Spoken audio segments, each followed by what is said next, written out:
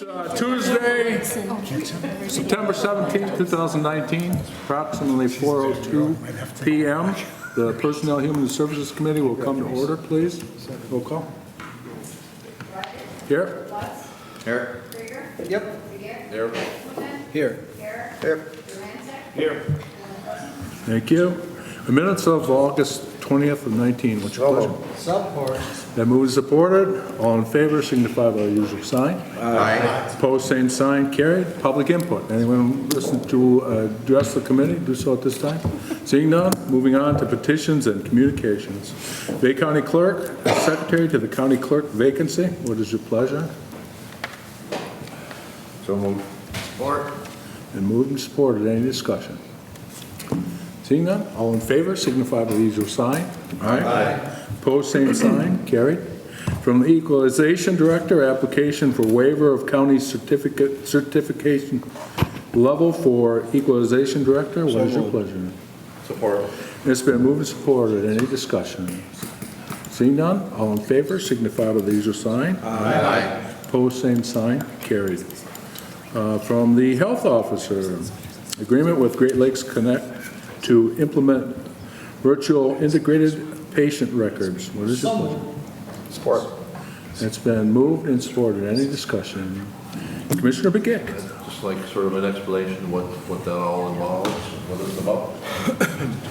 So the virtual integrated patient record, or Viper, is a way for the health department to communicate with other providers that are connected and share information about shared patients. So a good example would be in our primary care clinic, we've got a number of folks that have multiple chronic conditions. They're probably seeing specialists. They may be going down to Ann Arbor at University of Michigan Hospital.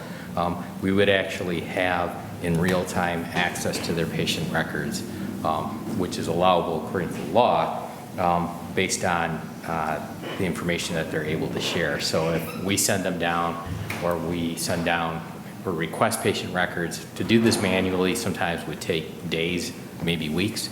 Now we're just talking about minutes. It can also be utilized for communicable disease investigations, which is going to be extremely useful if we're waiting to get laboratory information about someone that may have some sort of communicable disease or illness. Once again, it's a matter of minutes rather than waiting for someone to either fax it to us or upload that.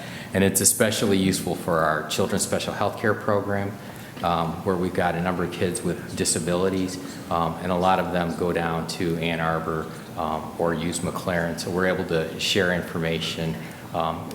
In essence, it's like having the same electronic medical record that we can share information for. Yeah, it's been a frustration through the years because Covenant has Epic and Paragon and McLaren, so they have different platforms, and that's always been an issue to talk to each other, get the information when you need it. Yes. Any further discussion? Seeing none, all in favor signify by the usual sign. Aye.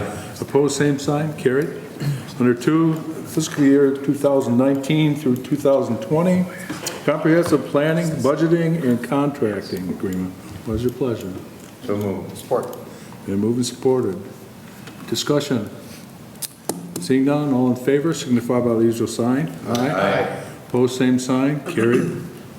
Under the agenda D, we're going to refer to, before you have a one-page resolution from the Personnel Director. The County Clerk we already acted on.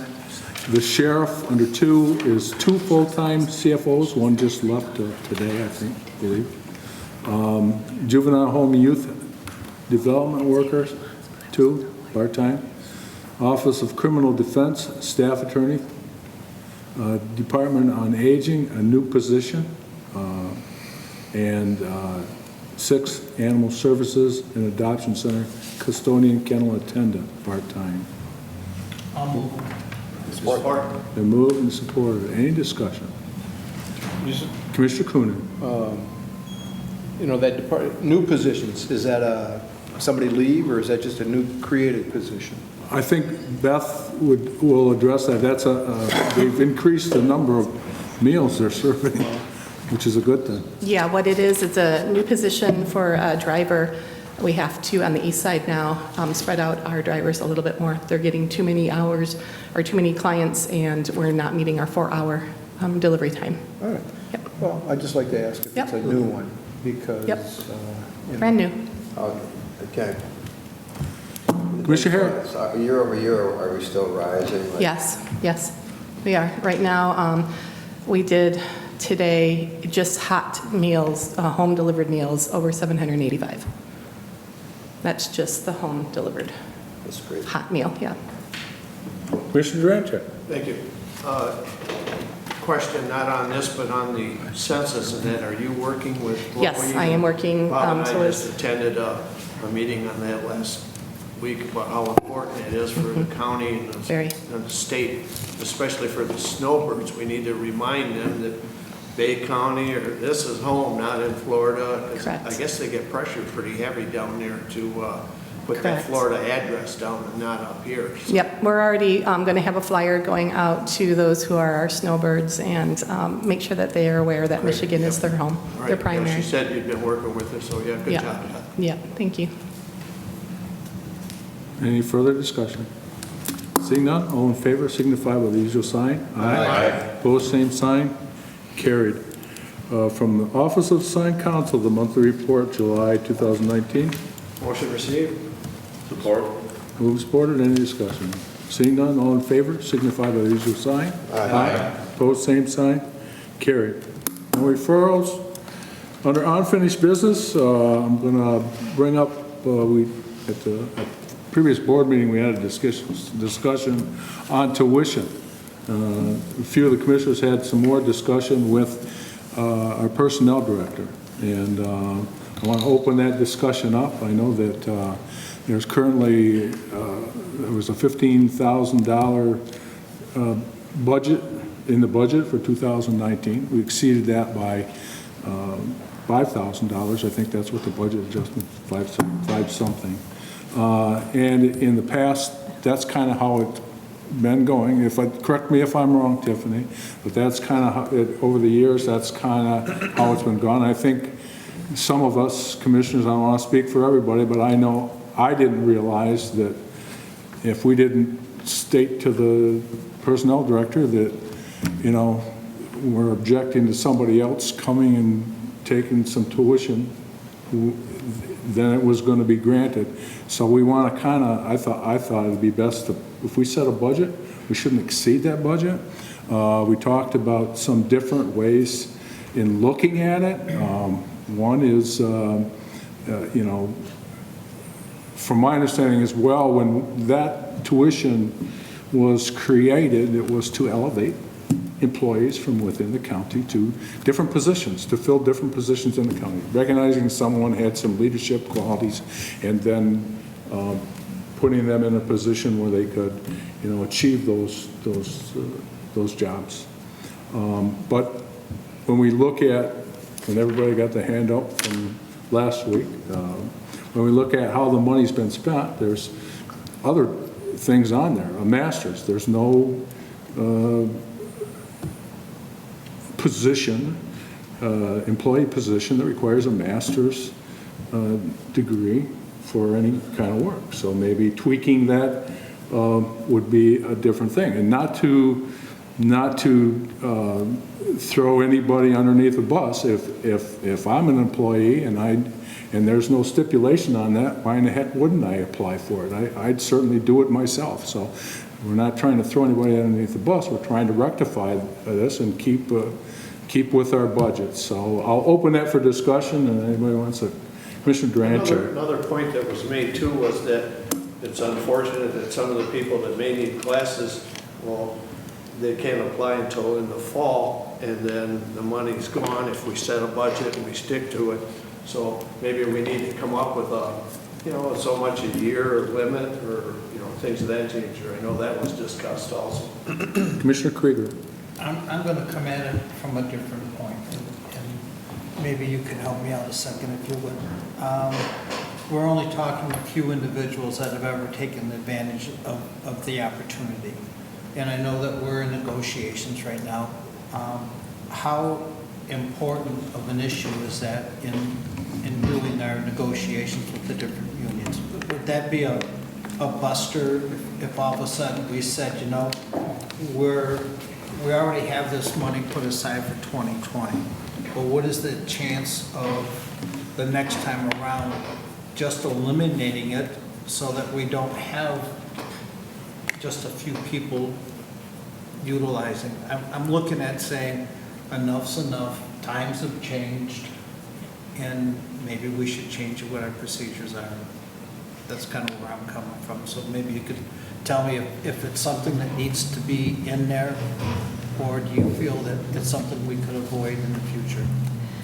I think we can put some more stipulations around it. I think if you take it away in general, it's viewed as a benefit being removed from the employees in their entirety. So I haven't received any counter proposals at this point from the unions. We've given our original proposal to them on tuition reimbursement, but we haven't had feedback just yet. But I think that we can put some stipulations in place that would make the board more comfortable, or even set the budget and stick to the budget. You know, we're not going to do any more budget adjustments. If the board thinks $10,000 is what we're going to have in there, then we're only going to use $10,000 or something along those lines. But if we were to eliminate it totally, and we're only talking a handful of people that are doing this, that would take away us from having to worry about whether or not we're over budget, under budget, who's going to get it. Well, we've spent more than we should now, so this other individual isn't going to get it, so now there's going to be bad feelings because one did, one didn't. And I'm just saying, nix it out. That's only my opinion. I think it would be viewed as a benefit that's being removed from employees for internal growth. That's my personal opinion on how they would view it, but I can't speak specifically for them. But you're correct. There's really only a handful of people that utilize it. I mean, I don't think we ever have a year that's more than 5 people. So it doesn't have an overall impact on a number of people, but I believe that they'll view it as you're taking that ability away from them. Well, that's my opinion.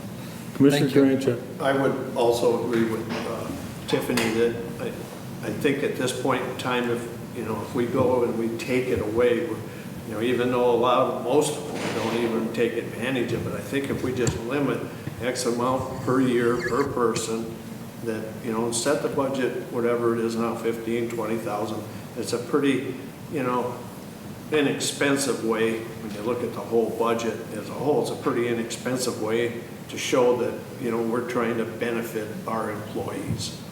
That's just the way I see it. Commissioner Herrick. Yeah, I like the benefit.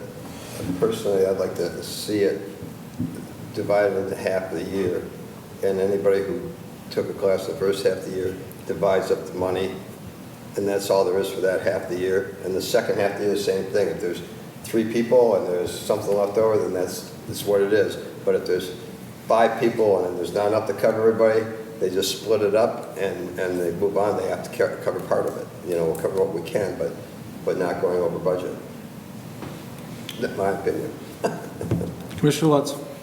Yeah, well, when I was in my career younger in business, I worked for a couple of different firms that had that. I worked for American Hoist and Dairy in their product engineering, and I worked at Prestolite in their product engineering. And both places I was able to do tuition reimbursement. And I was following and trying to grow in my career as an engineer. So I would be taking my engineering classes, and it allowed me to be able to, the next day, apply some of those same things that I was learning, to benefit my company that I was working for. And I think that's the whole purpose of our tuition reimbursement here at Bay County. We want our younger, and I say younger, I want our less experienced employees to be able to garner that information through going to classes and to come back and be able to apply that at work, whether it be taking computer classes to better understand the softwares and things like that, or Word or whatever, I know Excel used to be a big thing, and, you know, taking classes and growing in that way. And I think we as a county have been helped over the years by those people that want to learn more things to be able to do a better job at work. Now, I don't know why more people don't take advantage of it, but it's an individual thing, and individual drive is what's going to drive this whole tuition reimbursement. There are going to be more people taking classes if there's new technology that comes out. But until then, you're only going to have a few taking advantage of it because they're self-motivated to grow and grow in their careers. And they're going to continue to do that, where others aren't. They're happy coming to work every day, just doing their job. You know, learning what they can on the job, and that's all they need to know. You know, so I think we should keep it. I think we should limit it as far as the budget, limit the amount that's spent, you know, per person per year, limit what we actually spend our money on. You know, we want to spend it on tuition, not necessarily books and things like that, because those things can be sold back. I know years ago we used to get a lot more money for our books at the end of the semester than what you get now. Sometimes you buy a $150 book and you go back and you can sell it back to the bookstore for $25. Maybe. But there's still books I have at home that I used as an engineer that I refer back to, you know, from time to time, because, you know, over 20 or 25 years, you're going to see, I remembered how to do that, you know.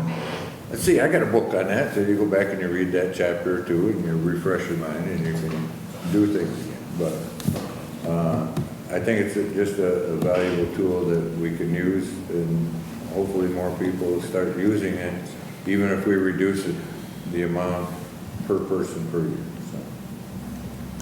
Commissioner Begins. I think I know the answer to this already, but we probably don't have a requirement that they stay with us for a period of time after they take the class. And that's an argument too, that people say, you know, they take the class, they move on, they find a better job, get a better paying job too, but I don't believe we have that requirement. Some of our contracts do and some of them do not. Most of them do not. I believe the court contracts do have a requirement to stay for a portion of time after, but the rest of them do not. Well, I would look at it as a win-win thing with tuition. You know, the employee wins because he furthers his education and elevates himself with employment for the county, and the county wins because the same reasons. You know, and if the classes that are taken are not benefiting one of those, aren't benefiting management, or if they aren't benefiting the employee, then it's not worth a hoot. So I would hope that when we look at it and we look at the classes that are taken, and the other thing is, I'm sure that when this tuition first come up, college was probably about a quarter, if that, of what we pay today. So we're not paying for a whole piece of education here. It's a small portion of education, and unfortunately, we just don't have the revenue to give everybody that opportunity. But we have what we have, and so I just would hope that when we look at it in the vein of a win-win, and we maintain a budget and we hold that budget. And Executive Barshard, I think you had $15,000 in there for tuition in your budget that you presented. And it's basically what we had this year. It sounds like, you know, we just need to tweak it as to what kind of tuition we're paying for, certainly, and the amount maybe of each individual that's taking a class or classes, and hold to that. And then whatever we have to do that. I know, Tiffany, you're working on some sort of proposal. We have negotiations going on right now, but we all should keep that in mind, and we all had our say anyway. So, Commissioner Lutz. I just wanted to make sure that, I mean, I know of, and Tiffany has given you some, but I don't know if all the rest of the commissioners received the language that Tiffany's working under to bring all the contracts into the same language on this issue. And if different commissioners would like to have that information, if they don't already, then Tiffany will make sure that they get it. And I'm sure that through negotiations, things change, every negotiations. And there's not just one union, there's several unions, and it's a long, drawn-out process. And so what we start off with might not look what we end up with. So it's nice to know a starting point, but if anybody wants that, see Tiffany. Yeah. Anything further discussion on this? Okay, great. New business, any new business? Seeing none. Miscellaneous? Announcements? Move to adjourn. Sports. One second. Great. Thank you, Mr. Chair. I was remiss last week, and I apologize. I wanted to thank the entire commissioner, all the Board of Commissioners, as well as Executive Barsha for their ongoing support for the things and the changes we've been working on over at the Animal Services facility. You certainly have enabled us to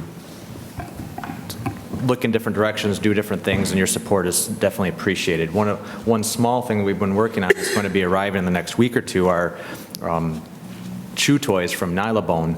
We reached out to them, and they have a program for shelters and municipalities and those types of things, and we got them for free for every dog in the shelter, and that's an annual thing that they do. It just takes some time and some investigating and reaching out. There are other companies we're working with as well. Karandabet is another one, in Kong, for instance. But certainly to give those dogs things to do while they're in their kennels, definitely appreciated. And everything from the name change to the training program in Freeland, the support of the commissioners is very appreciated. So I just wanted to say thank you. Just, one short comment too. I want to thank Craig for his leadership, recruiting volunteers, working with the staff at our animal shelter to come out and walk the dogs. It really makes a difference when a dog can get out and go for a 1-hour walk or over in the bark park, relaxes them, they come back, they get a little fresh air and sunshine. And it's also a way, Craig, you might want to mention how some of the businesses have stepped forward to help. What happens is the more interaction with the dogs, the more adoptable they are. And some of the walkers actually kind of find dogs that they like to adopt themselves. So it's really a great interaction that's occurring out there, and it's helping to settle the dogs down in their respective cages, and just to be able to get out once a day or 6 days a week, 5 days a week to walk around the fairgrounds or to go in the bark park.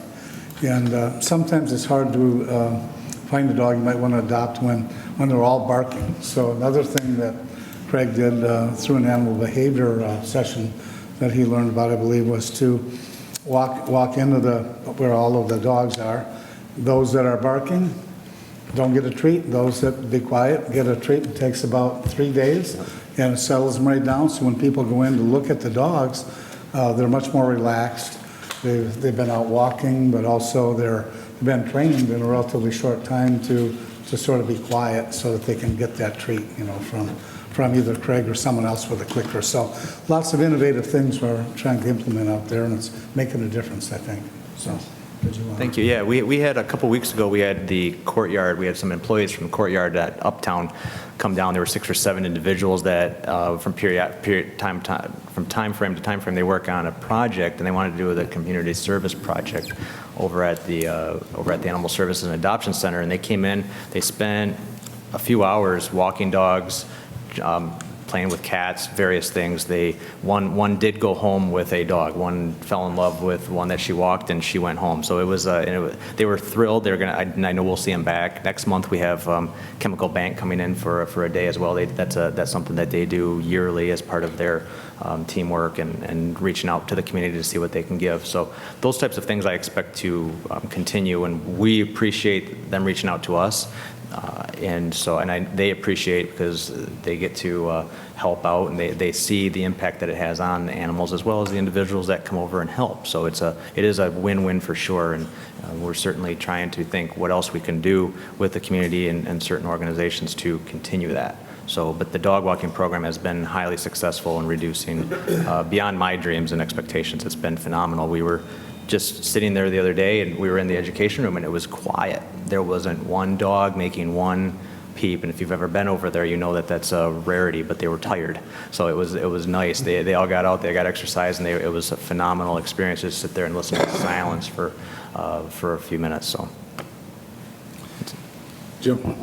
And I'll compliment Craig for his and Liv's appearance. Animal Control Officer Liv, what's her last name? Shields. Yeah, Liv Shields, who appeared on TV 12 for about 8 to 10 minutes, I guess, did a phenomenal job. And again, they've got a broad range, so we're getting recognition for our Bay County, with our animal program and the innovation that's being undertaken. But they both did a beautiful job on TV 12. Thank you. Thank you for that. I heard a motion to adjourn and support. All in favor, signify by the usual sign. Aye. Opposed, same sign. Meeting's adjourned.